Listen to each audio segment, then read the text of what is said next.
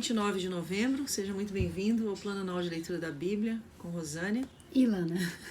E hoje a gente entra na segunda carta de Paulo aos Coríntios, do capítulo 1 ao capítulo 4. Saudação. Eu, Paulo, apóstolo de Cristo Jesus, pela vontade de Deus, escrevo junto com o nosso irmão Timóteo esta carta à Igreja de Deus que está na cidade de Corinto, e também a todo o povo de Deus, espalhado por toda a província da Acaia. Que a graça e a paz de Deus, o nosso Pai, e do Senhor Jesus Cristo estejam com vocês. A ajuda de Deus nos sofrimentos. Louvado seja o Deus e Pai do nosso Senhor Jesus Cristo, o Pai bondoso, o Deus de quem todos recebem ajuda. Ele nos auxilia em todas as nossas aflições para podermos ajudar os que têm as mesmas aflições que nós temos. E nós damos aos outros a mesma ajuda que recebemos de Deus, porque, assim como tomamos parte nos muitos sofrimentos de Cristo, assim também, por meio dele, participamos da sua grande ajuda. Se sofremos, é para que vocês recebam ajuda e salvação.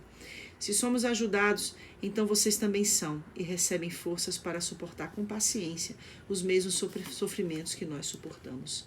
Desse modo, a esperança que temos em vocês está firme, pois sabemos que assim como vocês tomam parte nos nossos sofrimentos, assim também recebem a ajuda que Deus dá. Irmãos, queremos que saibam das aflições pelas quais passamos na província da Ásia. Os sofrimentos que suportamos foram tão grandes e tão duros que já não tínhamos mais esperança de escapar de lá com vida. Nós nos sentíamos como condenados à morte, mas isso aconteceu para que aprendêssemos a confiar não em nós mesmos, e sim em Deus, que ressuscita os mortos. Ele nos salvou e continuará a nos salvar desses terríveis perigos de morte. Sim, nós temos posto nele a nossa esperança, na certeza de que ele continuará a nos salvar. Enquanto vocês nos ajudam orando por nós, assim Deus responderá às muitas orações feitas em nosso favor e nos abençoará. E muitos lhe agradecerão as bênçãos que ele nos dará. Paulo muda os seus planos. É disto que temos orgulho. A nossa consciência nos afirma que a nossa maneira de viver no mundo, e especialmente em relação a vocês, tem sido dirigida pela franqueza e sinceridade que Deus nos dá, e também pelo poder da sua graça, e não pela sabedoria humana. Pois escrevemos a vocês somente o que vocês podem ler e entender.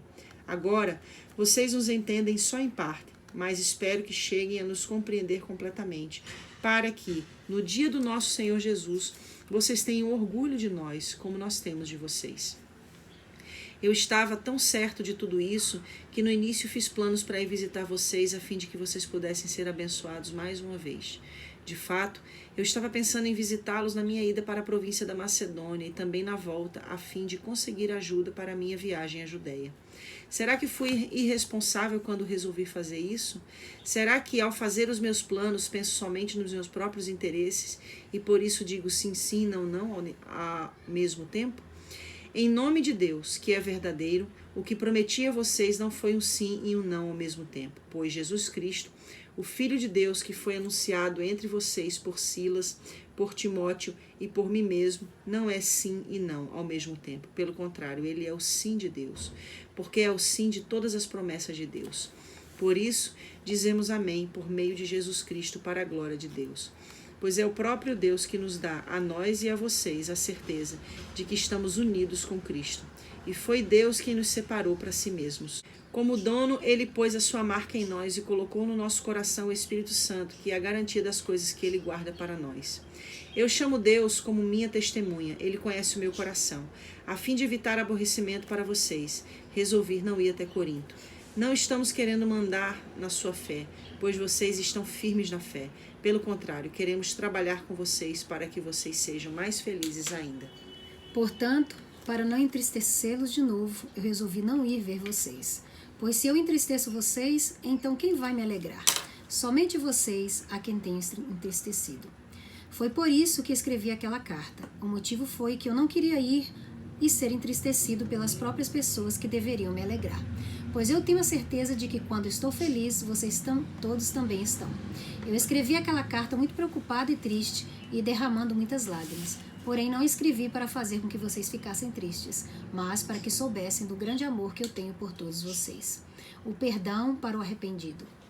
Mas, se alguém fez com que alguma pessoa ficasse triste, não fez isso a mim, mas sim a vocês, ou pelo menos a alguns de vocês. Escreva assim para não ser muito duro com este homem. Basta o castigo que a maioria já deu a ele. Agora vocês devem perdoá-lo e animá-lo para que ele não fique tão triste, que acabe caindo no desespero. Por isso peço que façam com que ele tenha certeza de que vocês o amam. E foi por isso também que escrevi aquela carta. Eu queria pôr vocês à prova e saber se estão sempre prontos a obedecer aos meus ensinos. Quando vocês perdoam alguém, eu também perdoo, porque quando eu perdoo, se é que de fato tenho alguma coisa a perdoar, faço isso por causa de vocês na presença de Cristo, a fim de que Satanás não se aproveite de nós, pois conhecemos bem os planos dele. Quando cheguei à cidade de Troade para anunciar o evangelho a Cristo, vi que o Senhor me havia aberto o caminho para o trabalho ali, mas eu estava muito preocupado porque não tinha conseguido encontrar o nosso irmão Tito. Por isso me despedi dos irmãos dali e fui para a província da Macedônia. Vitória por meio de Cristo. Mas dou graças a Deus, porque unidos com Cristo, somos sempre conduzidos por Deus, como prisioneiros no desfile da vitória de Cristo. Como um perfume que se espalha por todos os lugares, somos usados por Deus para que Cristo seja conhecido por todas as pessoas. Porque somos como o cheiro suave do sacrifício que Cristo ofereceu a Deus. Cheiro que se espalha entre os que estão sendo salvos e os que estão se perdendo. Para os que estão se perdendo, é um mau cheiro que mata. Mas, para os que estão sendo salvos, é um perfume muito agradável que dá vida. Então, quem é capaz de realizar um trabalho como esse? Nós não somos como muitas pessoas que entregam a mensagem de Deus como se estivessem fazendo um negócio qualquer. Pelo contrário, foi Deus quem nos enviou. E por isso anunciamos a sua mensagem com sinceridade na presença dele, como mensageiros de Cristo. Capítulo 3. A nova aliança. Quando dizemos isso, será que estamos começando a nos elogiar a nós mesmos? Por acaso, como acontece com alguns, nós precisamos entregar cartas de recomendação para vocês ou pedi-las a vocês? Vocês mesmos são a nossa carta, escrita no nosso coração para ser conhecida e lida por todos. Sim, é claro que vocês são uma carta escrita pelo próprio Cristo e entregue por nós. Ela não foi escrita com tinta, mas com o Espírito do Deus vivo. Ela não está gravada em placas de pedras, mas em corações humanos. Dizemos isso por causa da confiança que temos em Deus por meio de Cristo.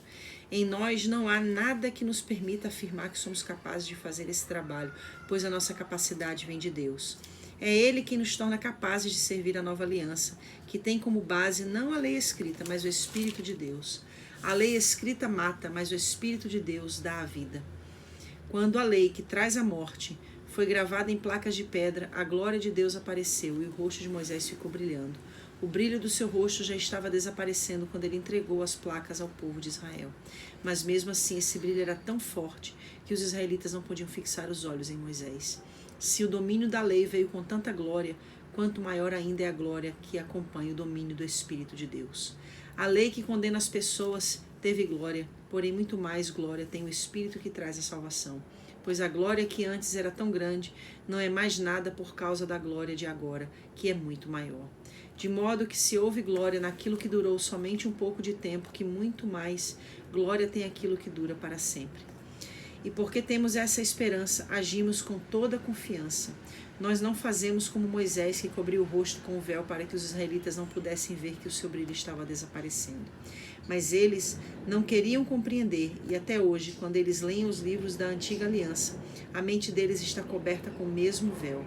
E esse véu só é tirado quando a pessoa se une com Cristo. Mesmo agora, quando eles leem a lei de Moisés, o véu ainda cobre a mente deles. Mas o véu pode ser tirado, como dizem as Escrituras Sagradas. O véu de Moisés foi tirado quando ele se voltou para o Senhor. Aqui a palavra do Senhor quer dizer o Espírito. E onde o Espírito do Senhor está presente, aí existe liberdade. Portanto, todos nós, com o rosto descoberto, refletimos a glória que vem do Senhor. Essa glória vai ficando cada vez mais brilhante e vai nos tornando cada vez mais parecidos com o Senhor, que é o Espírito. Tesouros espirituais em potes de barro. Deus, na sua misericórdia, nos deu essa tarefa, e é por isso que nunca ficamos desanimados. Nós rejeitamos tudo o que é feito escondido e tudo o que é vergonhoso. Não agimos de má fé, nem falsificamos a mensagem de Deus. Pelo contrário, agimos sempre abertamente, de acordo com a verdade. E assim, as pessoas têm uma boa impressão de nós, que vivemos na presença de Deus. Porque se o evangelho que anunciamos está escondido somente para os que estão se perdendo. Eles não podem crer, pois o Deus deste mundo conservou a mente deles na escuridão. Ele não os deixa ver a luz que brilha sobre eles, a luz que vem de boa notícia a respeito da glória de Cristo, o qual nos mostra como Deus realmente é. Pois nós não anunciamos a nós mesmos, nós anunciamos Jesus Cristo como o Senhor e a nós como servos de vocês, por causa de Jesus. O Deus que disse que da escuridão brilha a luz é o mesmo que fez a luz brilhar no nosso coração, e isso para nos trazer a luz do conhecimento da glória de Deus que brilha no rosto de Jesus Cristo. Porém, nós que temos esse tesouro espiritual, somos como potes de barro para que fique claro que o poder supremo pertence a Deus e não a nós. Muitas vezes ficamos aflitos, mas não somos derrotados. Algumas vezes ficamos em dúvida, mas nunca ficamos desesperados. Temos muitos inimigos, mas nunca nos falta um amigo. Às vezes somos gravemente feridos, mas não somos destruídos. Levamos sempre no nosso corpo mortal a morte de Jesus, para que também a vida dele seja vista no nosso corpo.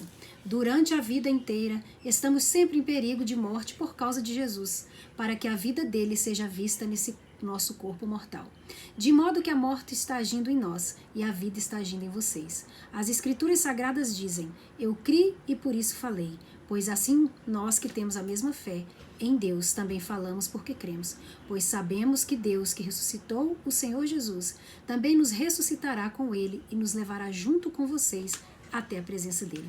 Tudo isso aconteceu para o bem de vocês, a fim de que a graça de Deus alcance um número cada vez maior de pessoas, e estas façam mais orações de agradecimento para a glória de Deus.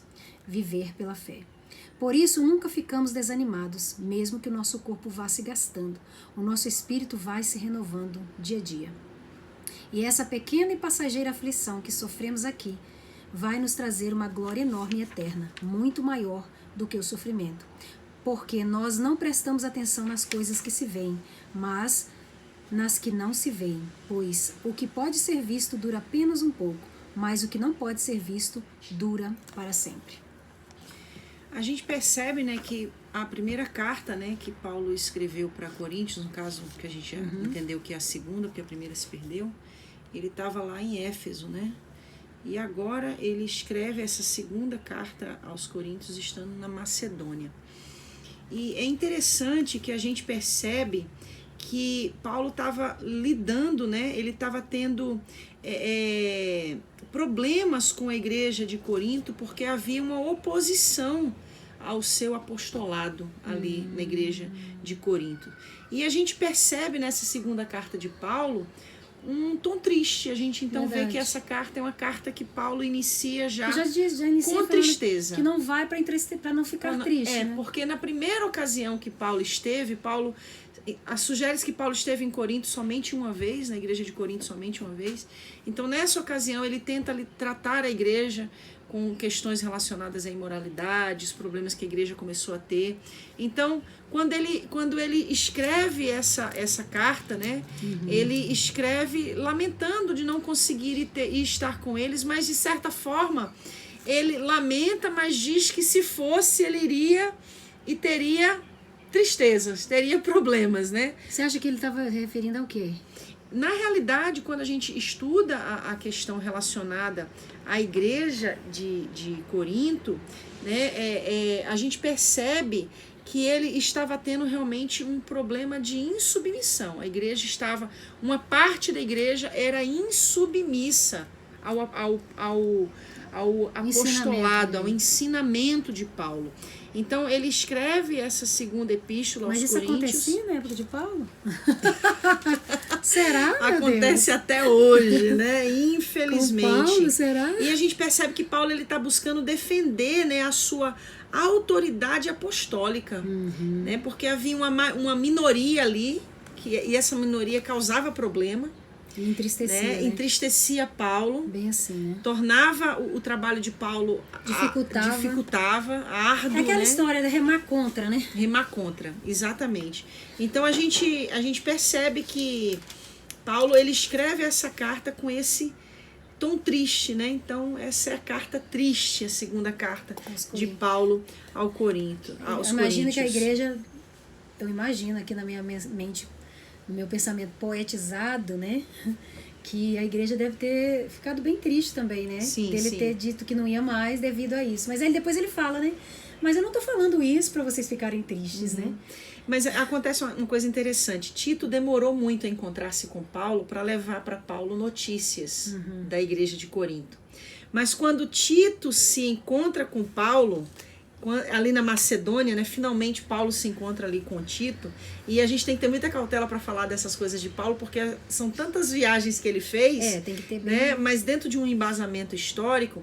Então Tito se encontra com Paulo ali na Macedônia, e aí Tito dá para Paulo notícias, né? E a notícia que ele traz da igreja de Corinto é boa.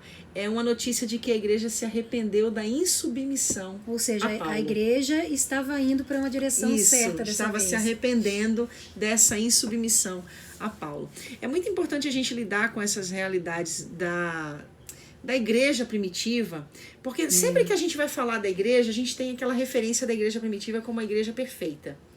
E nunca existiu uma igreja perfeita. Existe o perfeito, né? Exato. Perfeita. E a igreja sempre enfrentou dificuldades. Quando a gente vê as cartas de Pedro, as cartas de João, a carta de Tiago, a carta de Judas, as cartas de Paulo, a gente vê com cada igreja, Roma, Éfeso, Corinto, Filipo, Tessalônica, Colosso, cada uma dessas regiões, as igrejas tinham os seus desafios e os seus problemas internos.